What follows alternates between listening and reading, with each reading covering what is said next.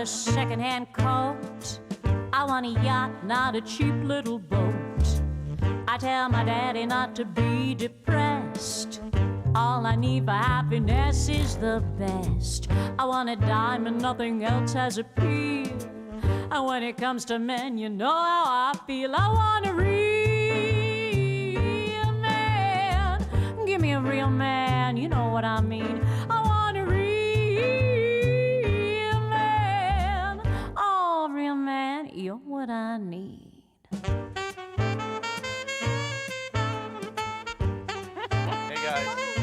See, I can put it in the bathroom because we thought that would be funny. How are you? Yeah, we should have a chat today. What's that? We should have a chat or something today. Yeah, let's talk. Yeah. All right. Hey, welcome to Real Men. I'm your host, Tim Steeves. We have a hot one. So let's meet the panel. Tim Rykert dropped in. How are you, Timmy? Dude. You like that? They say dropped in, as though you're just cruising the streets. And also joining us, Jean Paul is here. How are you, JP? I'm good. How you doing, man? I'm doing all right. Good to see you. Krista Sutton also here. Dude. Dude. It's gold. Krista. Right on. And also Noam Rosen is here today. Good to see the Gnomester always. Hello. What's up, Nomus? You know. Same old? Yeah, it's Sure. nothing but good. Okay. And that's actually how we're going to kick this episode off. We'll throw it over to that very same Noam Rosen for a commentary. Oh, Noam! Yes, today, Tim, we're talking about men in custody. So I guess we're talking about kids who are born to parents who then split up and fight over the kids. Now, in the past, there's been a lot of inequity between men and women in the legal department, between who has custody. And usually it's gone to favor the women, although I have to say, lately that's been evening out. Now, my thing is, why have kids if you're just going to split up and fight over them? How about that, eh? How about no custody battles? How about we just say, everybody who's planning to have sex has to agree not to fight over custody in the future. You have to sign something to your unborn child. That's my idea. What do you think, Tim? That sounds good on paper, Noam, but I don't think it'll fly, really. Tim Rykert, do you think that the pre-planning signing thing will work? You're in the backseat of a Datsun on a Friday night? That sounds like Jerry and Elaine's plan on Seinfeld to have sex, and we'll just write it all down, and then there'll be no problems, right? If we write down the rules How'd that ahead go? of time. Well, Noam, your heart's in the right. I like Noam's heart's in the right place. I just don't know if it's a realistic plan. Yeah, no. I agree. As far as I find it is disproportionate, and a lot of people, I think, just assume that guys can't take care of their kids. But there are a lot of men out there that sincerely love their kids and want to be with them. But Well, and the courts assume that a lot of the time, I don't know if it's the courts, I guess people assume that guys are fighting for custody, not because they want them. Like, guys wouldn't want to take their kids. They want to, it's a power or a control that's not thing. true. But I'm not saying it's a lot true. of I'm times just too, saying though, there's- you also have to watch that there are some women that use that against men, which is really. I don't have any kids myself, but I mean I know a lot of guys that have kids and have gone through the baby mama drama, as you'd want to call it. You know what else But, happens too is that like sometimes you've had cases where like a fake assault or a fake sexual or like rumors of sexual improprieties are kind of floated out there, Yeah. and then they automatically have to do things in a certain way legally, and then these guys, it takes years and years to clear their name and even get visits again. Sure, I And mean, that's not to well say that documented. doesn't happen. No. Yeah. It does actually happen, and then, yeah, take the kids, get them out of there, fly them to Fiji for all I care. So do you guys think that the courts are just totally crazy to think that a lot of the times it is in the interest of the child to be with I don't necessarily the think that mom? the courts are crazy, but I think, and I don't want to make a generalizing, sweeping statement about women, but I think a lot of women probably figure, you know what, it's in my favor, technically, if I want to, keep the kid, and I can pretty much say whatever about the father, and 9 times out of 10, I'm going to get the kid. Yeah, I mean, courts are taking away kids from adoptive families once the natural birth mother comes back into the picture. And I hell, mean, that's even happened the before. Canadian government used to just take native kids away from parents and just put them in Well, yeah. foster care, take custody just like that. Right, that's Men, a little women. off topic. Well, Well, I'm moving just away saying, we're from- talking about custody. now the government's ripping kids out of your hands. Well, we're talking about whether or not they should give did. it to men or women. And I really don't see. I really do think it should be equal, because if I had a kid, man. Really? I mean, yeah, man. If I had a kid, I'd love to spend time with my kid. Just someone who looks like But it's me not and about probably spending acts time. like It's me. about schlepping them to school and all that kind It's of stuff. about money. Yeah, but it's how many about money men do you know sometimes. that These don't people- take care of their kids? Like, how many men, like, realistically realistically, do you know that just the kid will find his way to school and Well, he'll it's eat what about he half and eats half. I mean, a lot of my guy friends are just incredible parents. Then there are the other ones who stay home with the kids and call it babysitting. I'm like, buddy, it's not babysitting. It's called parenting. Okay, That's there's what women you're like doing. There's women like that, too, JP, there's a ton of guys who might, on paper, look like great fathers, but they're absentee, even though they're making big jack and they're still part of the family unit. If they're never home. Okay, You know? I understand that, but I mean, how many of those guys are really going to put the effort into fighting for custody for their kids? If I'm lazy and I know I'm irresponsible, the less responsibility on me, the better. I'm not going to fight for my kid, man. I'll see that dude in pictures. But they're saying, I mean, in those circumstances, the fight for the kid represents a different kind of fight. You know, it's a fight for control. And But I think most men, I would like to believe that most men who do fight for their kids really want to be part of their kids' lives. So, I mean, it's a serious issue, and I think a lot of women one know. thing, but capable of providing that child with everything it needs is another. And I think that the stat probably indicates not just that courts are being biased towards women, but once those court cases were said and done and everybody said their piece, it just looked like, you know what, the woman looks like the better choice here for many, many reasons. And I'm sure that in most cases the woman is. The baby came out of you. There's got to be a slight more attachment to that. I understand that, but if I had a boy, and like I said, I don't want to make it a little girl, little boy issue, but if I had a boy, man, I honestly believe that no one can teach my boy about being a man more than me. Oh, I agree with that. You know what I mean? Kids So need to have I want to be able to say, hey, you know what? Men do this and men don't do that, and you know what I mean? And at the same time, men do this and men don't do that. Women are I understand that too as well. mothers but and like I'm nurturers. saying- In general, and- anyways. yeah. You know what I mean? It all depends on the individual case. I know a Yeah. guy who got custody of his kid. Sure. But that's because the woman was like a crack-addled junkie and signed the papers, and then it was still even hard to get the court to All say right. yeah. All right, well, we've hammered out our first segment here on Real Men. Bottom line, you can be a flaky person if you're male or female. When we come back, we're going to talk about nutrition and health, and are guys staying in shape these days? And we have a very special guest, Chantel Cannell, is going to join us, take us through a little stretching regimen, I think. Coming right back. I need a nap. A little napper. Real men need naps right after lunch.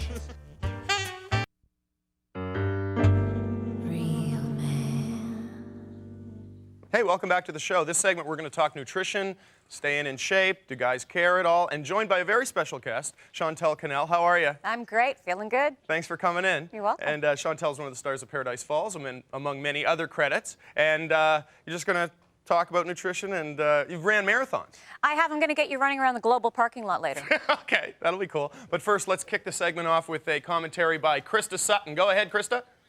Yes, Tim, an apple a day keeps the doctor away. You've all heard that? An apple a day. Let me say that again, an apple a day, not a bucket of wings, a beer, and a smoke. And anyway, you guys should be eating bushels and bushels of apples to keep the doctor away, because apparently you're not even going to the doctor. Some of you, I've just heard, don't even have a doctor. And this is despite the fact that 1/3 of you in North America are getting, well, a little hefty around the waist. I mean, you need to start going to the gym, apparently. And don't be afraid to order salad. And this is in spite of all the staggering statistics about all the cancers you guys can get, and the fact that the statistics on heart disease are pretty high with you guys. Get to the doctor. What's wrong with a little turn your head and cough? Maybe if we start wearing those cute little white nurses' uniforms again, you'll go. Will ya? An apple. An apple. Tim?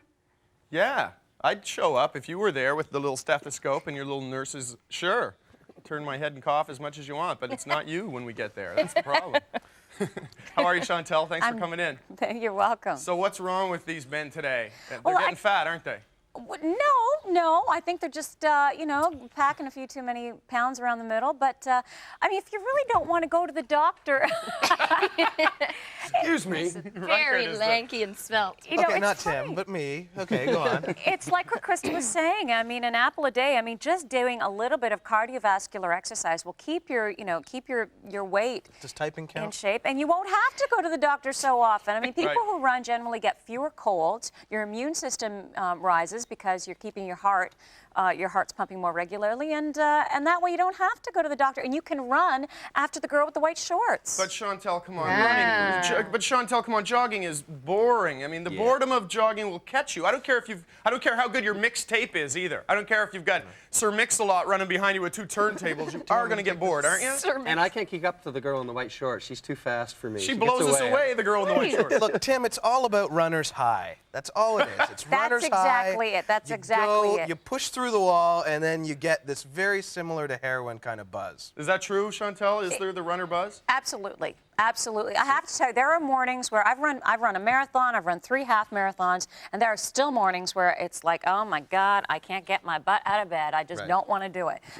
But you guys talk about the runner's high and it's like heroin, but heroin doesn't make you do it. See, if you want to lose weight and feel high, do because crack. heroin's like a trick. It's like getting you to feel that good Go without on all the the crack running. diet. You don't That's have what to I'm feel saying. pain for the first half of the crack experience. That's No, what I'm you saying. You just burn your lips and get some Vaseline and lipstick and you're fine. How about a marathon where you do heroin? All right, let's refocus the conversation, Sorry, Chantel. I find it actually all very surprising, these statistics. I thought guys were going to the gym. I thought they were healthy. I mean, I know that diet is very high in fat these days, and, you know, watching a game with the guys is... Do you have to eat a specific diet in preparation for a marathon? Obviously? Absolutely, absolutely. I started out by having pretty much a balance of, you know, proteins and carbohydrates, a lot of carbs, but a lot of proteins too. And then my strategy was for a month before the marathon day, I would really eat a lot of carbs, a lot of pastas, a lot of breads. And then a week before, or about 2 weeks before, I would just protein load. So I would almost eliminate carbohydrates completely. So your body is not getting those proteins, but you're still training. And then 2 days before marathon day, you just carb load. So your body's shocked into getting all the carbs, and then I found it. So you eat a Big Mac. Leading up to it, you carb and protein in there, right? There you and go. then just before you peel off the bread, and then you just eat the patty. Just eat the patty. For a few days, and then the last day, just the bun. Just the bun. Squeeze the juice out of the patty. In guy lingo, you got it down. Rykert, do you watch what you eat at all, man?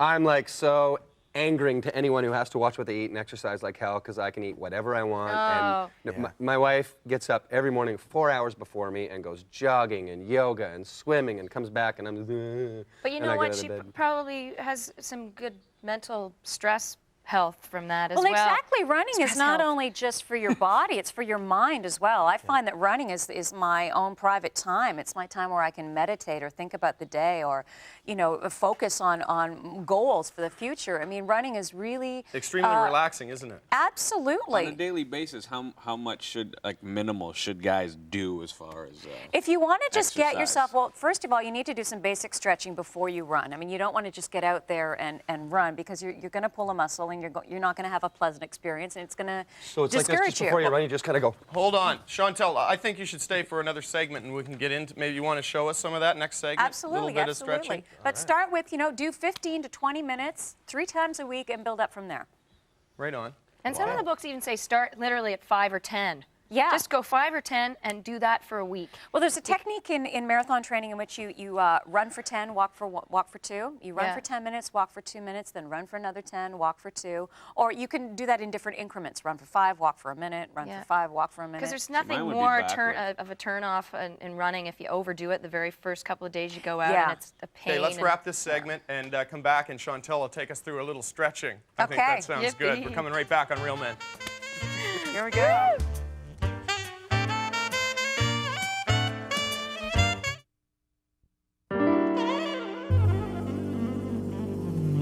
Pretty good. How's that? Number 8. This segment, we're going to stay with Chantel Canal and get her to take us through a little stretching, I think. Okay. Show us what we need to know. Start with the calves. Now, this is if you're going out for a serious run here, eh? Whether you're going out for a serious run Not or even, just not even a serious run, you should stretch before 20-minute run or like a 2-hour long run. Or a walk from the bed to the John. I have a volunteer. So first thing, you're going to put my model here. You want your right leg forward. You're going to keep that leg straight, okay? You're going to keep the right knee straight. Right. Gently bend the left knee. Gently. And then Gently. Wait a second. I don't know how you keep this leg. Gently bend. Okay. All right. Gently. Okay. I got to tell you, the view from back lift here. the right. Now lift up that. Lift this toe. That's going to And make this is the everything. calf. That's unfortunate. Tim, are you That's okay? too bad. Oh, my God. He came in here really looking for big things out of himself Yeah, today.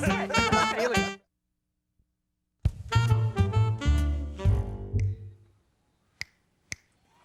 Nomi, baby, help me here. I think Noam was going into catonic shock through that stretching regime. Noam, do you do any exercise? You know, I try to do a bit, especially if I'm finding myself getting a little puffy. But for the most part, You get puffy, Noam? well, it's the stage right before chubby. And it lasts about 4 seconds. You go puffy, chubby, just boom. Yeah, it can happen pretty quick. So, but I basically surf the internet. You know, You run to the fridge, you surf the net. No, I try not to run to the fridge. I got bad knees. I think I mentioned that. Not much, really. I just try to do it when I'm feeling fat. Okay, fair enough. What about you, JP? What do you do? What's the deal, man? I get into a lot of fights, you know.